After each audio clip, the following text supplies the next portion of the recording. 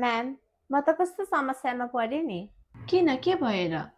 खै, दुईवटा ठाउँमा काम गर्न गएको, मेरो काम चित्त नबुझेर हो कि गर नमिल्दै रह्यो। मलाई त बिदा गरिदिए नि। किन काम राम्रोसँग गरेनौ र? दिएको काम र अराको काम त सबै गरेको हो, के भयो कुनि? काम गर्नु अगाडि केही ट्रेनिङहरू लिएको थियौ तिमीले? ट्रेनिङ? कस्तो ट्रेनिङ? खोइ मलाई त आउन साथ काम दिनुभयो, झन् छिटो छिटो सकाएको नयाँ काम राम्रोसँग गर्छु भनेर मलाई त भोलि कल गर्छु पो भनेर पठाइदिनु भयो त। ल तिम्रो समस्याको सोलुसन मसँग छ।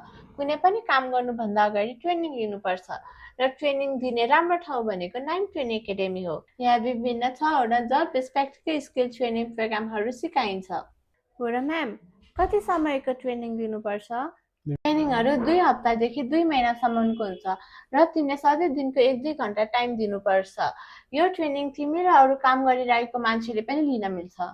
हो र, यो ट्रेनिङ सेन्टर कहाँ छ नि? यो 9 ट्रेनिङ एकाडेमी पुतल सडक लालुपाते मार्गभित्र छ र यो बिहान 6 बजेदेखि बेलुका 6 बजेसम्म खुल्ला हुन्छ। ए, म पनि अब त्यहीँ गएर ट्रेनिङ लिनु पर्यो अनि काम पनि खोज्दै गर्नु पर्यो। हुन्छ, बेस्ट विसेस।